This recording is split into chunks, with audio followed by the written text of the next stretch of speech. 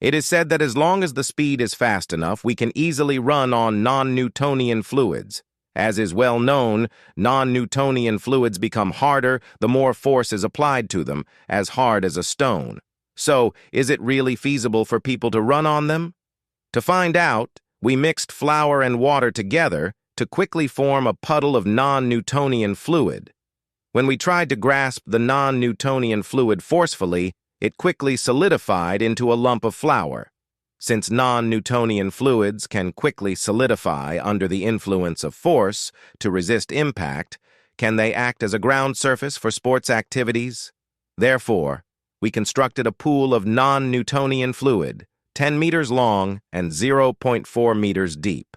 After filling it with non-Newtonian fluid, we started allowing athletes to participate in sports activities. The first athlete to participate was a judo athlete. Using a shoulder throw, he quickly threw another athlete into the non-Newtonian fluid. However, upon slow-motion playback, we found that the thrown athlete's hand rebounded slightly upon touching the non-Newtonian fluid. Next, a long jump athlete took the stage. After a running start from the ground, he jumped into the non-Newtonian fluid. However, slow-motion footage couldn't clearly show whether he experienced a rebound from the non-Newtonian fluid upon landing. Then came a sprinter.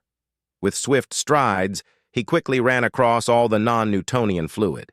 Despite losing his shoes in slow motion, he still experienced the force of the fluid and could even run as if on solid ground. Following him was a triple jump athlete who, like the sprinter, needed a running start. Even after jumping into the non-Newtonian fluid, he could still complete the triple jump as if on solid ground. It seems that non-Newtonian fluids indeed allow runners to easily perform their sport. However, what about a gymnast performing in this fluid?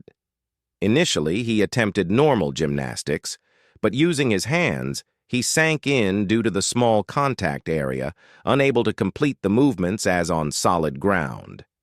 Yet, when he tried using movements without hands, he could perfectly execute all the moves as if on solid ground. It's clear that running is possible on non-Newtonian fluids.